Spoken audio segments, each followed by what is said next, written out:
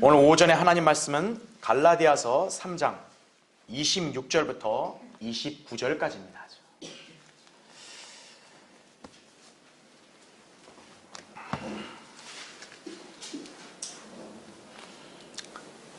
자, 제가 이 본문을 받들어 읽겠습니다. 너희가 다 그리스도 예수를 믿음으로 말미암아 하나님의 자녀들이 되었으니 너희 가운데 그리스도 안으로 침례를 받은 사람은 그리스도로 옷 입었느니라죠. 유대인이나 헬라인도 없고 종이나 자유인도 없으며 남자와 여자도 없으니 이는 너희 모두가 그리스도 예수 안에서 하나이기 때문이라죠. 너희가 그리스도의 것이면 너희는 아브라함의 씨요 약속에 따른 상속자들이니라 이거죠. 이 말씀이 누구에게 해당될까요? 구원받은 그리스도인에게 해당되는 거예요. 기독교인은 어떨까요? 해당이 없어요. 우리나라에서 가장 큰 대형 교회를 다니면서 장로고 권사란데, 부흥사인데, 목사인데 아니에요. 거듭난 그리스도인에게만 해당될 수 있는 위대한 말씀. 그리스도인 대단하죠? 그래서 오늘 설교의 제목은 그리스도인은 얼마나 대단한 사람인가 이거예요. 그리스도인은 참 대단한 사람이죠. 그렇죠? 자, 그리스도인이라는 말은 그리스도의 사람이란 뜻입니다. 과거에는 자기 자신이 주인 행세를 하면서 죄 가운데 살았지만 예수 그리스도를 믿고 그분을 영접한 이후로 모두 예수 그리스도의 소유가 되었습니다. 주님은 우리를 구원하시고자 자신의 핏값을 지불하셔서 우리를 사신 것이다 이거죠. 고린도전서 6장 19절부터 20절에 이런 말씀이 있죠. 또한 너희 몸은 너희가 하나님으로부터 받은 바 너희 안에 계신 성령의 전인 것을 알지 못하느냐 하죠. 너희는 너희 자신의 것이 아니니라 하죠. 너희는 값을 치르고 산 것이니 이거죠. 그러므로 하나님의 것인 너희 몸과 너희 영으로 하나님께 영광을 돌리라 이렇게 말씀하죠. 그래서 이제 그리스도인이라면 내 마음대로 사는 게 아니에요. 주님께서 원하시는 뜻 가운데서 살아야 마땅하다 이거죠. 그러나 오늘날 많은 사람들이 교회를 다니면서도 자신들도 그리스도인들이라고 착각하는 경우가 부지기수입니다. 이 나라에 현재 6만여 개의 교회들이 있고 그 교회들에 다니는 교인 수가 약 960만 명이라고 합니다. 세상은 그런 사람들을 그리스도인들로 간주하기 때문에 그리스도인의 존재와 가치를 완전히 희석시켜버리고 있는 것이. 그리스도인이 영어로 크리스찬 아니겠어요? 그렇죠? 근데 세상은 그냥 교회만 대충 설렁설렁 그냥 다니는 그런 사람들을 다 크리스찬이라고 여기는 거예요. 그러니까 그리스도인을 우습게 하는 거죠. 교회 어슬렁어슬렁 다닌 사람은 그 그리스도인이 아니에요. 그런 사람들은 기독교인들로 불려야죠. 장로교인, 감리교인, 순복음교인. 그건 맞아요. 그러나 그리스도인이란 말은 그들에게는 해당되지 않아요. 그리스도인은 교회에 발을 붙이고 회원으로 등록했다고 해서 이루어지는 것이 아니기 때문입니다. 그리스도인은 복음의 말씀에 순종하여 예수 그리스도를 믿음으로 말미암아 새롭게 태어난 사람이기 때문에 그런 것이. 그러므로 누구든지 그리스도 안에 있으면 새로운 피조물이라 하죠. 옛 것들은 지나갔으니 보라 모든 것이 새롭게 되었도다 이거죠. 고린도서 5장 17절이다 이거죠. 이것이 그리스도인과 교인의 차이예요. 성경에서 최초로 그리스도인이라는 말은 사도행전 11장에서 등장을 합니다. 안티옥에서 사도들의 가르침을 열심히 배운 제자들을 향해 그리스도인이라고 불린 것이 사도행전 11장 26절에 나온다 이죠. 이들이 가르치고 배운 것은 그럼 무엇이었겠습니까? 바로 하나님의 말씀인 성경입니다. 이것을 통해 알 수 있는 것은 단순히 구원받은 사람이 아니라 성경을 공부하며 말씀대로 실행하고 주님을 따르는 사람들이 진정한 그리스도인이라는 사실입니다. 구원만 거론하면서 말씀을 존중하지 않고 형식적인 신앙생활하는 사람은 무늬만 그리스도인일 뿐이에요. 주님은 그런 사람에게는 관심이 없어요. 따라서 비록 구원받는 것도 중요하지만 성경대로 믿고 그분을 섬기며 따르는 것이 훨씬 중요한 것임을 알아야 합니다. 그러한 사람들이 바로 오늘날 성경대로 믿는 사람들, 바로 여러분이에요. 특히 우리의 변화된 신분, 지위, 이게 얼마나 위대한지를 지금 본문에서 아주 간결하고 명료하게 그렇게 설명하고 있다 이거죠. 오늘 본문은 그리스도인의 존재와 위치가 얼마나 위대하게 변화되었는가를 말씀합니다. 우리는 어떤 행위나 율법으로 변화된 사람들이 아니에요. 그리스도인은 개과천선하거나 무슨 자기를 개혁을 해서 그렇게 그리스도인이 되는 거 아니에요. 우리는 모두 예수 그리스도를 믿음으로써 그분 안에서 새롭게 태어난 사람들이다 이거죠. 더불어 주님께서는 우리를 늘 돌보시고 함께 하신다고 약속을 하셨고 우리의 기도에 늘 경청하시고 응답해 주십니다. 왜죠? 성령으로 태어났기 때문에 가능한 거죠. 따라서 우리 그리스도인들이 세상의 그 어떤 유명 인사들, 재벌들, 권세가들과 과연 비교가 될 수 있겠습니까? 이것이 우리 그리스도인들의 위상이다 이거죠. 여러분은 이 온 우주의 위대한 왕이신 하나님의 아들들임을 알아야 되는 거예요. 오늘 우리는 말씀을 통해서 그리스도인들의 위치와 그 다음에 존재가 얼마나 귀중한지를 한번 살펴볼 것입니다. 우리는 세상의 인정에 메마른 사람들은 아니에요. 주변 사람들이 나를 좀 이렇게 칭찬해 줬으면 좋겠다. 우리 교회를 좀 좋게 얘기해 줬으면 좋겠다. 우리 그런 사람들은 아니에요. 우리는 하나님께 인정받고 알려지며 그분의 인도하심을 믿고 살기를 원하는 그런 성도들이다 이거죠. 주님께서는 그분을 믿고 거듭났으며 성경대로 실행하는 그리스도인들을 눈여겨보시는 거예요.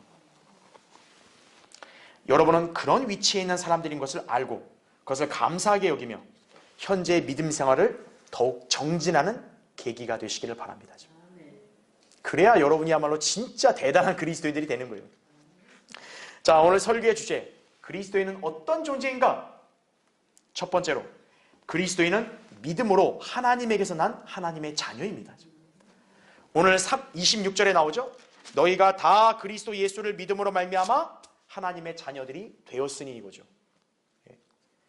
굉장히 간단한 말씀임에도 불구하고 사실 이 말씀대로 하지 않은 사람들이 부지기수예요. 예수 그리스도께서 이 땅에 오시기 전에는 어느 누구도 개인적으로 하나님의 자녀요 아들이 된 적이 없었습니다. 그러나 예수 그리스도께서 행하신 위대한 구속사역으로 인해 이제 그분을 영접한 사람들에게는 성령으로 거듭나게 돼서 하나님의 아들들이 되는 권세가 주어집니다. 요한복음 1장 12절에 말씀하죠. 그리고 그 사람은 하나님의 아들의 지위를 얻게 되어 마침내 하나님을 아버지라 부를 수 있다 이거죠. 갈라디아서 4장 6절에 나온 말씀대로 너희가 아들들이므로 하나님께서 자기 아들의 영을 너희 마음속에 보내시어 아버지라 부르짖게 하셨느니라 이거죠. 하나님께서는 예수 그리스도를 믿는 사람들은 누구든지 그분의 자녀로 삼으실 것을 예정하셨습니다. 여러분도 성경 공부를 통해 많이 봤던 말씀인데 에베소서 1장 4절과 5절에 이렇게 기록되어 있어요. 잘 들어보세요. 하나님께서 세상의 기초를 놓으시기 이전에 우리로 사랑 안에서 그분 앞에 거룩하고 흠없게 하시려고 그리스도 안에서 우리를 택하시어 이렇게 나오죠. 그냥 택한 게 아니에요. 그리스도 안에서 택하셨다 이거예요. 하나님의 기쁘신 뜻에 따라 예수 그리스도를 통하여 우리를 자신의 자녀로 입양할 것을 예정하셨으니 이렇게 말씀합니다. 장로교 칼빈주의자들은 이 구절을 오해해서 예정론이라는 이단 교리를 창안했지만 이 구절은 하나님의 미리 아심에 따라 누구든지 예수 그리스도를 믿는다고 고백하고 그분을 영접하는 순간에 자신의 자녀로 삼겠다는 것을 예정하신 거예요. 그걸 말하는 거예요. 영원전부터 구원을 정해냈다가 아니라 그 사람이 자기 의지로 예수 그리스도를 믿고 영접할 때 그리스도 안으로 들어가잖아요. 그러면 그 누구라도 그 사람을 하나님께서는 나의 자녀다 이렇게 예정하시겠다고 말씀하신 거예요. 야, 너는 별 볼 일 없어서 내 자녀가 안 돼, 이렇게 안 했다라는 얘기죠. 누구든지 예수 그리스도를 자신의 구주로 믿고 영접하면 그리스도 안에 속하게 되죠. 그럼 그리스도 안으로 들어왔다면 하나님은 누구를 막론하고 그 사람은 나의 자녀다 이렇게 선언하시겠다고 말씀하신 거예요. 그래서 여기서 중요한 단어가 바로 그리스도 안이다라는 거죠. 그리스도 안. 즉 예수 그리스도 십자가 이전에는 어느 누구도 그리스도 안에 있을 수 있어요? 없어요? 없죠. 그러니까 칼빈주의자들의 영원전부터의 택함, 이것은 말도 안 되는 이단 교리인 거예요. 믿지 않으면 그 사람은 선택받을 수 없어요. 그렇게 선택받기를 원한다, 그렇게 예정된 사람이 되기 원한다, 그럼 믿으라 이거예요. 그럼 된다 이거죠. 죄인이 예수 그리스도를 자신의 구주로 믿어 영접하게 되면 그 사람은 하나님의 본성에 동참한 하나님의 아들이 되어 하나님의 성품을 지닌 존재로 변화되는 것이다 이거죠. 베드로서 1장 4절에 말씀하고 있네요. 미국 테네시주의 한 작은 마을에요, 벤 후퍼라는 아이가 있었습니다.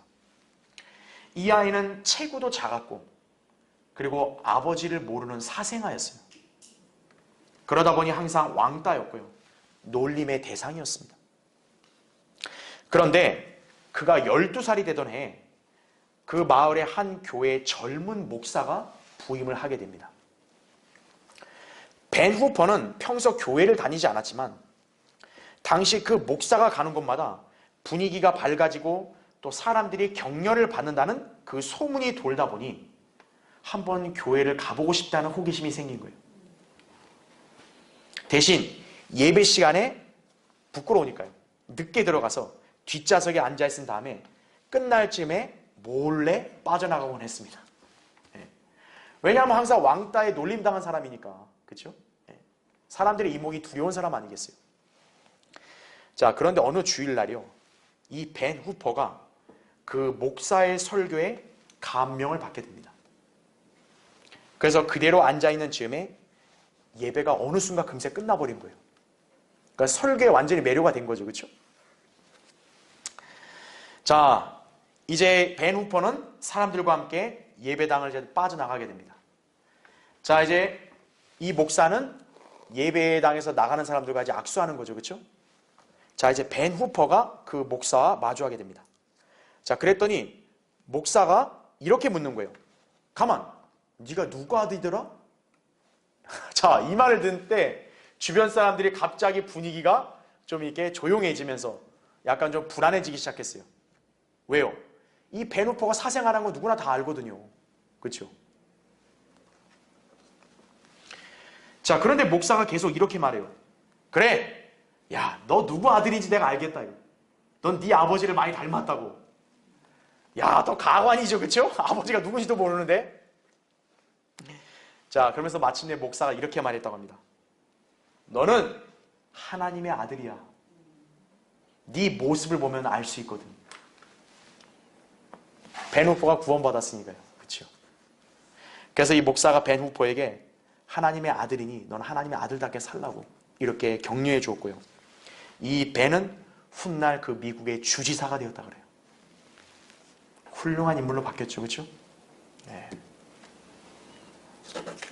하나님의 아들은 인간의 안목으로 판단되는 게 아니에요. 그렇죠? 누구나 예수 그리스도를 구주로 믿고 거듭나서 태어나면 하나님의 아들이 되는 거예요. 그리스도인들은 온 우주 만물을 창조하시고 운행하시는 전능하신 하나님을 아버지라 부를 수 있는 특권을 지닌 그분의 아들들입니다. 지금은 비록 우리가 남녀라는 성별이 존재하기 때문에 하나님의 자녀로 불리지만 우리의 소망이신 예수 그리스도께서 나타나실 때 우리 모두가 실제적인 하나님의 아들들로 변모될 것입니다. 요한일서 3장 2절에 이렇게 기록되어 있죠. 사랑하는 자들아, 이제는 우리가 하나님의 아들들이라 이거죠. 어머나, 난 여자인데요. 아니요, 하나님의 아들이다 이거예요. 우리가 어떻게 될 것인지는 아직 나타나지 아니하였으나 그가 나타나시면 우리가 그와 같이 되리라는 것을 아노니 이는 우리가 그분 그대로 그분을 볼 것이기 때문이라 이렇게 말씀하죠. 우리가 그분 그대로 그분을 본다는 거예요. 왜요? 우리 주변의 모든 그리스도인들이 모두 예수 그리스도처럼 변모되었기 때문에 그런 거죠. 우리는 단순한 영적 지위만이 아니라 실제로 예수님의 부활하신 초자연적인 몸으로 변화되며 그분의 초자연적인 속성을 똑같이 지니게 될 것이다 이거죠. 그게 그리스도인이에요. 여러분 가운데 혹시 질병으로 연약하신 분들 계세요? 너무 연로한 나머지 젊음이 부러운 분들 계세요? 그렇다면 이제 부러워하거나 염려할 필요 없다 이거죠. 여러분이 예수 그리스도를 믿고 그분을 영접했으면 여러분은 이제 하나님의 형상을 따라 예수 그리스도와 같은 모습으로 변화될 것입니다. 로마서 8장 29절부터 30절에 이렇게 나오죠. 그분께서는 미리 아신 자들을 자기 아들의 형상과 일치하게 하시려고 또한 예정하셨으니 이거죠. 여기서 예정이 나오죠. 여기서 구원을 예정했단 말 아니죠? 예수 그리스도를 믿을 사람들을 하나님이 미리 아시니까 그런 사람들은 자기 아들 예수 그리스도의 형상과 일치하게 만드시겠다라는 거예요. 이는 그를 많은 형제 가운데서 첫 태생이 되게 하려 하심이니라 하죠. 그리하여 예정하신 이들을 또한 부르시고 부르신 이들을 또한 의롭게 하시고 의롭게 하신 이들을 또한 영화롭게 하셨느니라 이거죠. 이것이 바로 그리스도인들의 위상입니다. 그리스도인은 참으로 대단한 사람 아닙니까? 그렇죠? 자, 그리스도인은 어떤 존재인가? 두 번째로 그리스도인은 성령 침례로 그리스도의 몸의 지체가 되었습니다. 자, 여러분 이제 갈라디아서 거기 3장 27절부터 28절 보세요. 너희 가운데 그리스도 안으로 침례를 받은 사람은 그리스도로 옷 입었느니라. 유대인이나 헬라인도 없고 종이나 자유인도 없으며 남자와 여자도 없으니 이는 너희 모두가 그리스도 예수 안에서 하나이기 때문이라 말씀하죠. 오늘날 하나님의 북권, 무슨 인간의 형제를 외치는 자유주의자들, 만인 구원론자들은 이 구절을 근거로 하나님이 자신들의 아버지가 되는 것이냐 행세하고 있습니다. 아, 하나님은 모든 사람의 아버지다 이거예요. 그러나 이들은 그리스도 예수 안이라는 표현을 간과하고 말았습니다. 아까 우리 27절에 나오잖아요. 그리스도 예수 안. 28절에 나오잖아요. 그렇죠? 조건이에요. 그리스도 예수 안에 있어야 하나님의 아버지가 되시는 거예요. 본문은 예수 그리스도를 믿고 하나님의 가족이 된 그리스도인들을 위해 하시는 말씀이지 결코 온 인류의 악한 죄인들을 위해 주신 말씀이 아닙니다. 예수 그리스도를 믿고 구원받는 것에 있어서는 민족이든 성별이든 지위든 부든 상관없이 모두 동일하게 역사한다는 사실이에요. 예수 그리스도를 믿는 순간 누구든지 그리스도 안으로 침례를 받는다고 말씀하십니다. 여기서 침례란 말이 나오니까 무지한 기독교계 대다수 사람들은 또 물침례, 또 세례를 연상하는 거예요. 아니에요. 여기에 눈을 씻고 찾아보세요. 물이라는 단어가 있나? 침례라는 말은 어딘가에 잠긴다는 뜻이죠. 그렇죠? 여기서는 그리스도 안에 잠긴다는 뜻이죠. 그래서 그리스도의 몸 안으로 들어간다는 얘기예요. 바로 그리스도의 몸의 지체, 아까 우리 오전 성경 공부 때 했던 그 내용이라 이거죠. 성령 침례로 우리 모두가 그리스도의 몸 안으로 들어가게 되는 것이에요. 고린도전서 12장 13절에 유대인이나 이방인이나 종이나 자유인이나 한 성령에 의하여 우리 모두가 한 몸 안으로 침례를 받았으며 또 모두가 한 성령 안으로 마시게 되었느니라 이거죠. 이렇게 그리스도인들이 그리스도의 몸의 지체가 되어 그분의 몸을 이룸으로써 마침내 유기체인 교회가 형성된 것입니다. 에베소서 1장 22절 23절 2장 20절부터 22절에 다 나오는 말씀이죠. 순복음 은사주의자들은 이 성령 침례를 구원받는 것과 아예 별개로 구분해서 마치 나중에 어떤 신비로운 체험을 해야만 성령 세례를 받는다고 말하는 것이 침례도 아니에요. 성령 세례다 이거죠. 성령 체험이다 이거죠. 그 증거가 뭐냐? 방언이다 이거예요. 방언. 헛소리죠. 그렇죠?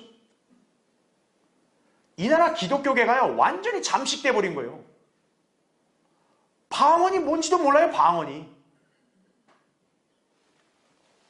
그러면서 그 방언을 하는 것이 마치 정통인 것처럼 착각을 하고 있는 거예요. 무식의 극치를 달리고 있는 거예요. 좀 부끄럽고 수치스러운 줄 알아야죠. 방언이 뭔지도 모르면서 그냥 자기들이 아무렇게나 짓거리는 걸 방언이라는 거예요.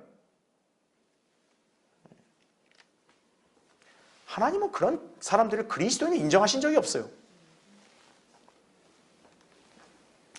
성령 침례는 무슨 신비롭고 짜릿한 체험으로 나중에 일어나는 역사가 아니에요. 구원받는 즉시 일어나는 영적인 역사예요. 한번 보세요. 에베소서 4장 한번 보십시오. 거기 껴놓으시고 에베소서 4장. 자, 4절부터 6절을 읽을게요. 자, 거기에 이렇게 기록되어 있죠. 너희가, 이제 우리 구원받은 성도들을 가리키는 거예요. 너희를 부르시는 한 소망 안에서 부르심을 받은 것처럼 한 몸과 한 분 성령이 계시니, 이거죠. 우리 다 그리스도의 몸, 한 몸 안에 지체들이잖아요. 그렇죠? 한 성령에서 우리 모두가 그곳에 들어갔잖아요. 그렇죠? 그래서 5절 보세요. 우리가 믿는 분, 한 분 주죠. 한 믿음이죠. 그 다음에 거기 한 침례라고 나오죠. 여기서 한 침례가 바로 영적인 침례라는 얘기죠.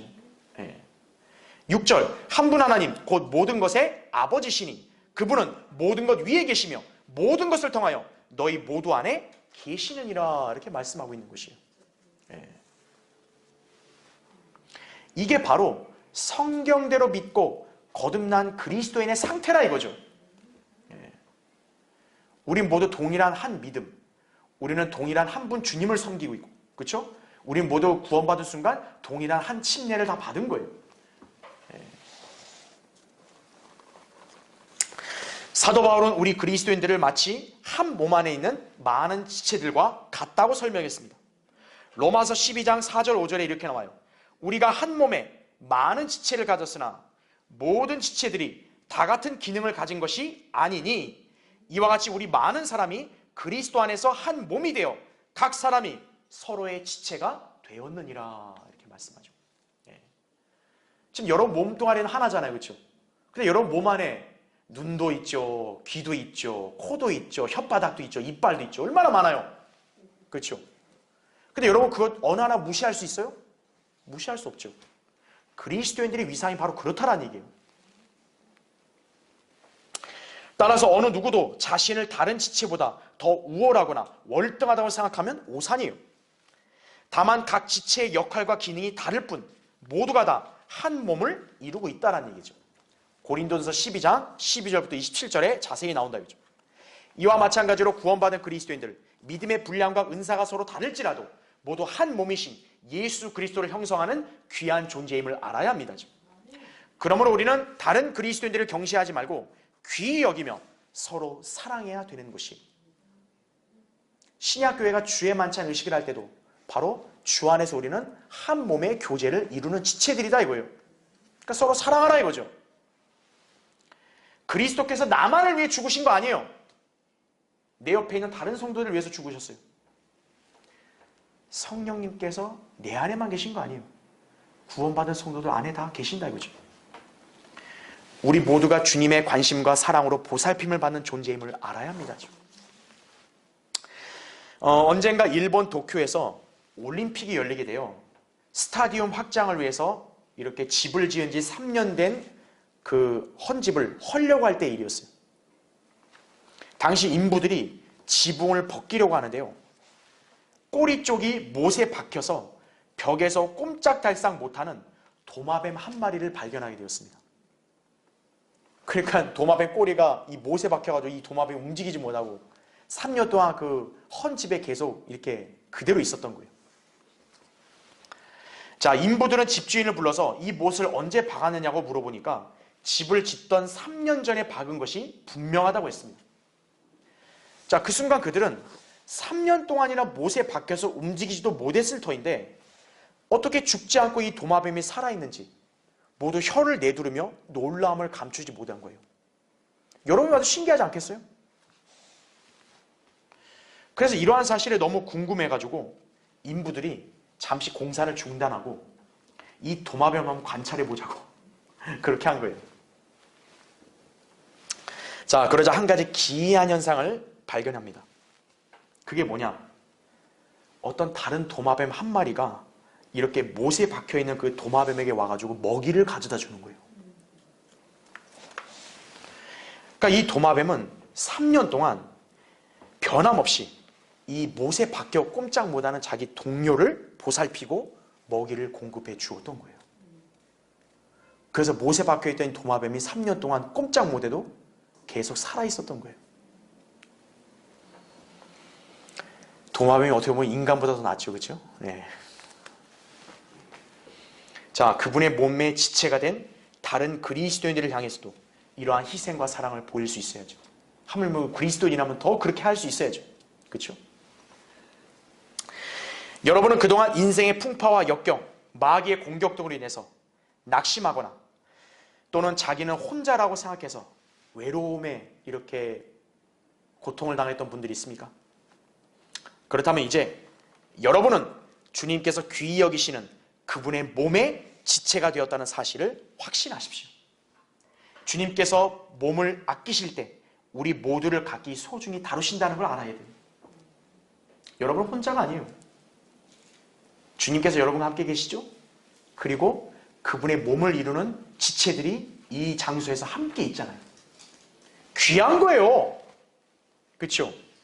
근데 이 모임의 가치를 모르고 참석하지 않는 사람들, 그런 사람들은 참 딱할 뿐이에요. 그렇죠? 한 몸의 지체를 이룬 우리 형제자매들이 서로 기도해 주면서 함께하고 있는데 무엇이 두렵고 외롭냐 이거예요. 그렇죠? 이제라도 담대함과 확신을 지니며 이 땅을 살아가야 된다 이거죠. 이것이 우리 그리스도인의 이상이에요.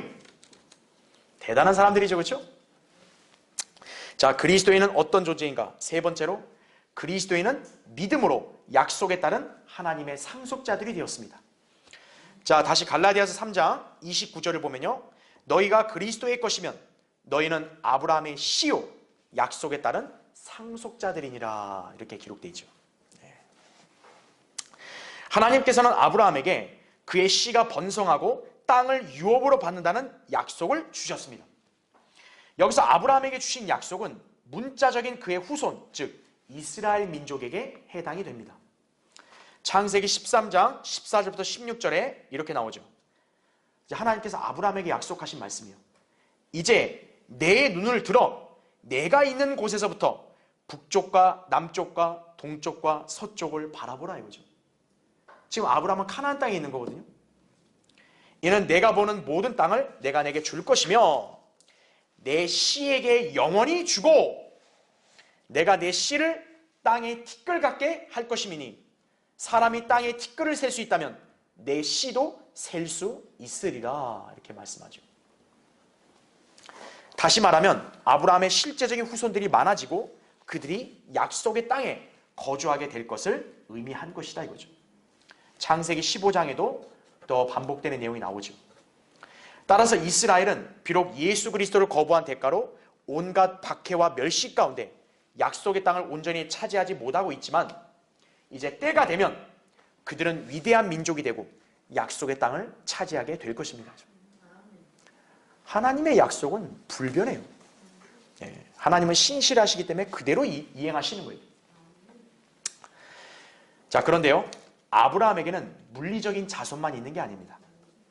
믿음으로 난 이방인들 모두 아브라함의 영적인 자손들입니다. 갈라디아서 3장 6절부터 9절에 나오죠. 그렇죠? 그리스도인들은 모두 영적인 자손들로서 영적인 복을 상속받습니다. 자, 영적인 복에는 뭐가 있을까요? 일단 의의 전가가 있다 이거죠. 갈라디아서 3장 6절에 보면 믿음으로 의롭게 된다 그랬죠. 3장 8절에도 그렇게 나오고요. 그 다음에 3장 14절에는 성령의 약속이 주어진다는 얘기죠. 이건 아브라함의 영적인 씨, 바로 영적 자손이 그리스도에 해당되는 약속인 거예요. 그러니까 여러분이 예수 그리스도를 믿을 때 성령님이 여러분한테 내주하신 거 믿죠, 그렇죠? 그러니까 약속이에요. 우리가 하나님의 유업에 동참하는 상속자가 되었기 때문에 가능한 것이다라는 얘기죠. 갈라디아서 4장 7절에 이렇게 나와요. 그러므로 너는 더 이상 종이 아니요 아들이니 아들이면 그리스도를 통한 하나님의 상속자니라 이렇게 말씀하고 있죠. 자, 그러나 이러한 영적인 복들만이 아니라 자, 그리스도인들도 하나님의 아들들인 이상 물리적인 유업을 상속받게 된다 이거죠. 아, 대단하죠? 예. 영적 자손이니까 영적인 복들만 있는 줄 알았더니 아, 물질적인 유업도 예비되어 있는 것이. 자, 어떤 게 있냐? 우선 우리가 하나님의 아들들이라는 이유 때문에 상속받는 유업이 있습니다. 그것은 바로 우리가 장차 영원히 거할 도성 새 예루살렘이다. 계시록 21장에 자세히 나오죠. 요한복음 14장 2절부터 3절에 이렇게 말씀합니다. 내 아버지 집에는 많은 저택들이 있느니라. 그렇지 아니하면 내가 너희에게 말하였으리라. 나는 너희를 위하여 처소를 마련하러 가노라.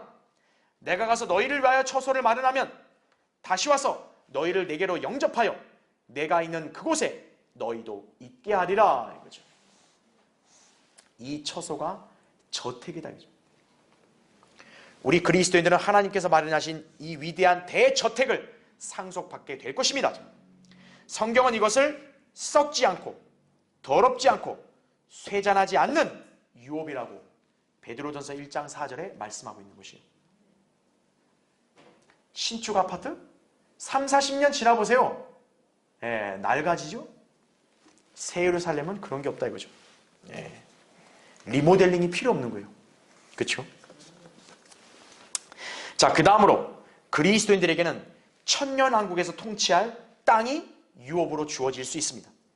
이 유업을 받을 수 있는 사람은 바로 그리스도와 함께한 공동 상속자들이다 이거죠.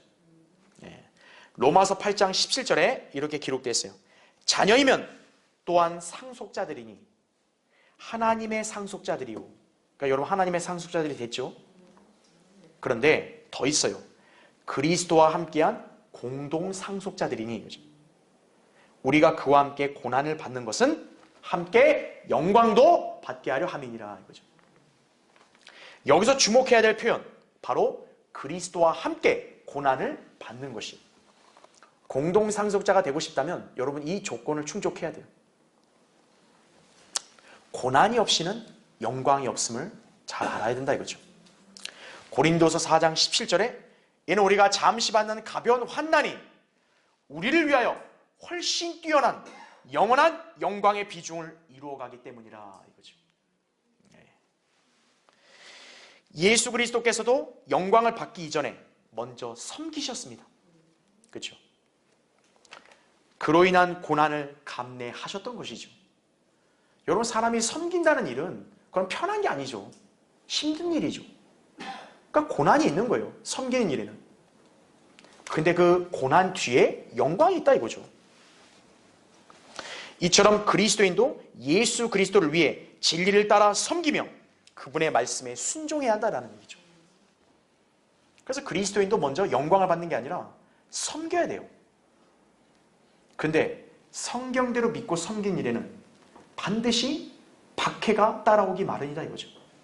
디모데후서 3장 12절에 기록된 말씀대로 그리스도 예수 안에서 경건하게 살고자 하는 모든 사람은 박해를 받는 거예요.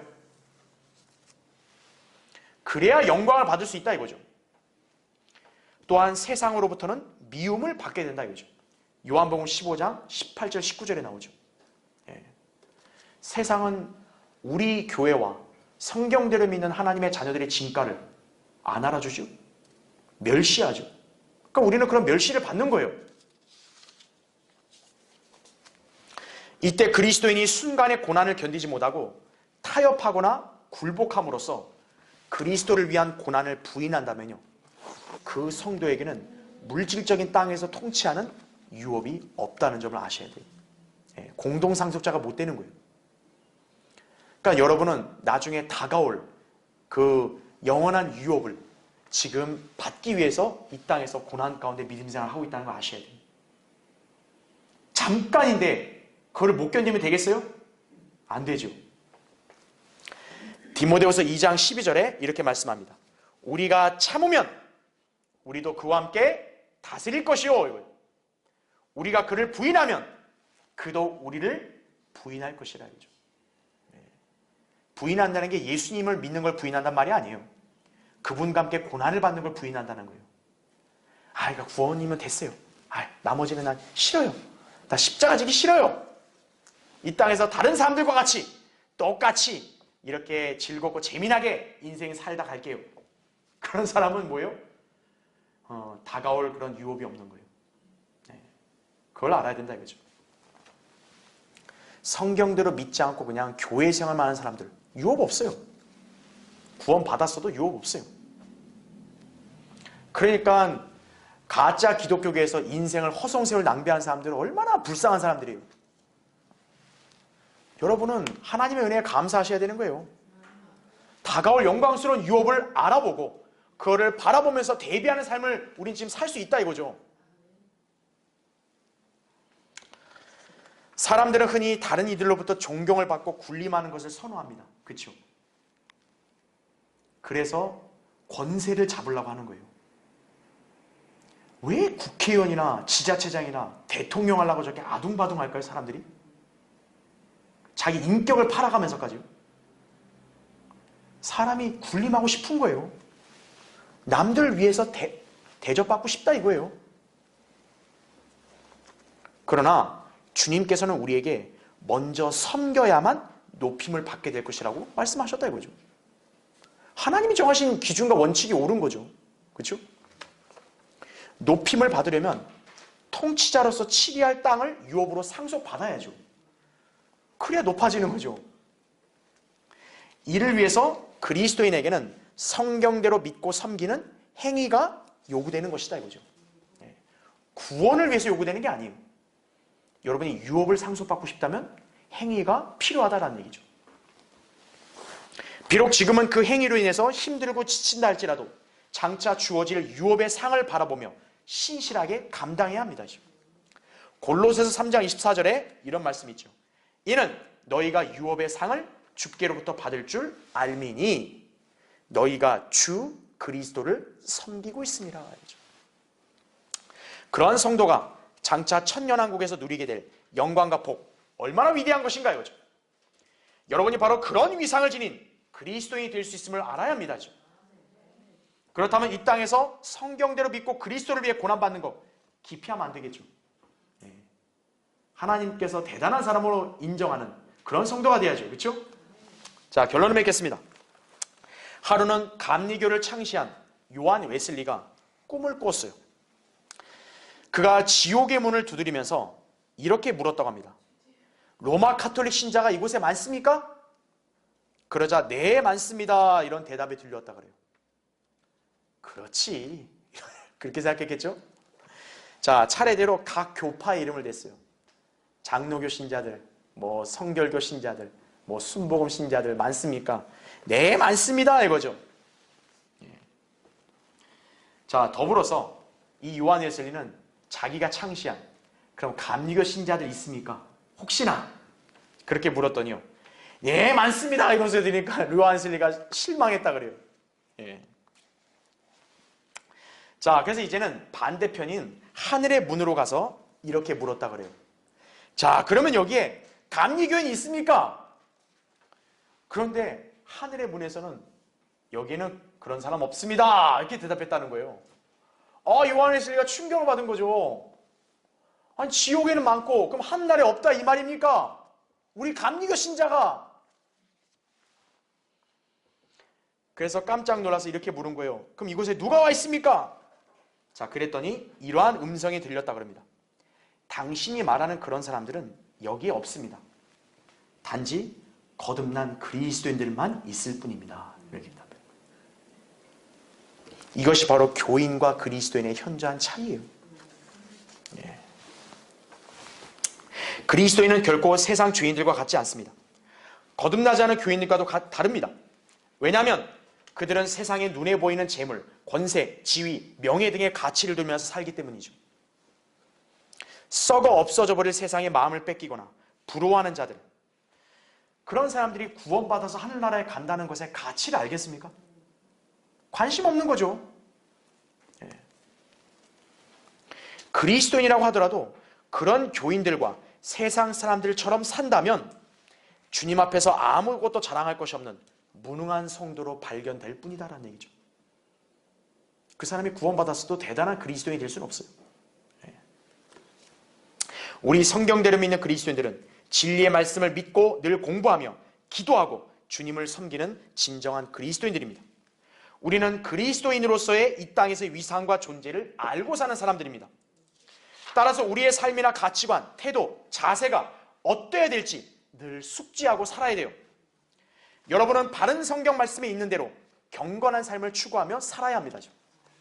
그리고 그리스도인의 위상에 합당한 믿음과 실행을 보이셔야 된다 이거예요. 그것이 바로 그리스도를 닮은 그리스도의 사람, 진정한 그리스도인이 되는 것이, 하나님께서는 그런 사람을 대단한 존재로 여겨주시는 거예요. 그런 성도가 누리는 복, 위대하죠? 장차 받게 될 유업, 칭찬, 화려할 따름이죠? 여러분은 바로 하나님 앞에서 그런 존재로 인정받게 될 것을 소망하면서 살기를 바랍니다. 자, 기도하겠습니다. 이 시간에 우리 유튜브 시청하시는 분들 중에서 혹시나 자신은 교회를 열심히 다니어서 구원 받은 줄 알았는데 아닌 것 같다, 그렇게 생각하시는 분들, 또 그냥 기독교 생활만 자기는 그렇게 알고 있었는데 정작 그리스도인이 되지 못한 것 같다 하시는 분들, 또 구원의 확신이 없는 분들, 그런 분들은 오늘 이 시간을 계기로 해서 정말 새롭게 태어난 그리스도인이 되어야 됩니다. 제가 우리 유튜브 보신 분들 중에 아직 구원을 제대로 받지 못했거나 확신이 없거나 그리스도인이라는 개념을 몰랐던 분들, 그런 분들 오늘 거듭날 수 있도록 제가 도와드리겠습니다. 지금 여러분이 마음을 열고 제가 기도할 때 여러분이 그대로 믿고 저를 따라 이렇게 입으로 고백하시면 마음으로 믿어 의에 이르고 입으로 고백하여 구원에 이른다 말씀하셨어요. 그러니까 우리 유튜브 시청하시는 분들 저를 따라 이렇게 마음으로 믿고 기도하시기 바랍니다. 그대로 따라 하십시오. 위대하신 하나님, 저는 죄인입니다. 그래서 저는 죽으면 지옥에 갈 수밖에 없습니다. 하지만 예수 그리스도께서 저의 죄들을 대신하여 십자가에서 피 흘려 죽으시고 장사된 지 3일 만에 부활하신 사실을 제 마음에 믿습니다.